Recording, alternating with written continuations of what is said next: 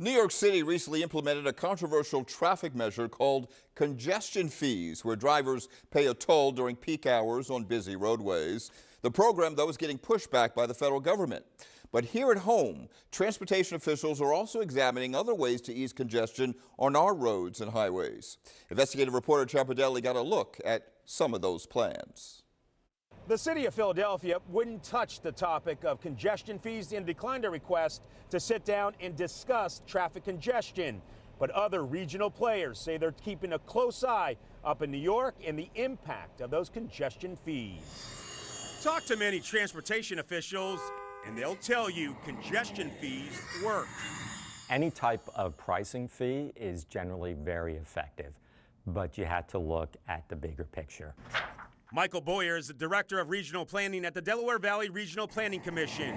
He, like others, is taking a wait-and-see approach to congestion fees, waiting to examine what challenges and issues emerge in New York, the first U.S. city to implement them. It has to be weighed against all those other factors, including economic impacts and equity impacts.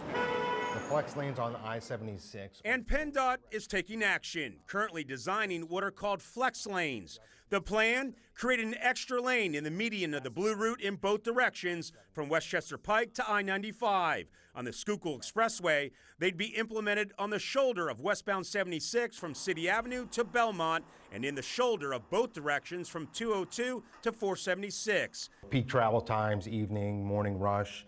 That extra lane is going to be needed, a real-time incident, perhaps a major event. Construction is tentatively scheduled for 2028. A lot of obstacles on both these projects.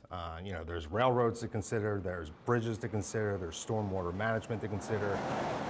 But what you'll see now is dozens of variable speed limit signs being installed on the highways. Speeds can be adjusted to handle traffic and improve flow, which officials say reduces commute times and improve safety. We've seen about a 20% or plus reduction in overall crashes, more than 30% rear-end crashes. PennDOT says there'll be no tolls on the flex lanes. The agency says it's also working to take control of traffic lights from municipalities on arterial routes parallel to the highways, like Ridge Pike and Conshohocken State Road. If we have control of the timing of those signals, we can move traffic a little bit better. Tool to reduce congestion. Boyer calls traffic congestion a complex problem. The solution's difficult.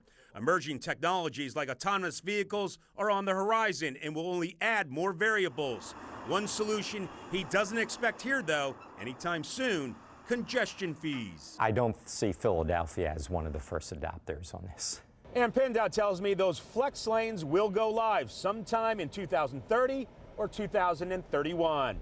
I'm Action News investigative reporter Chapardelli, Channel 6 Action News.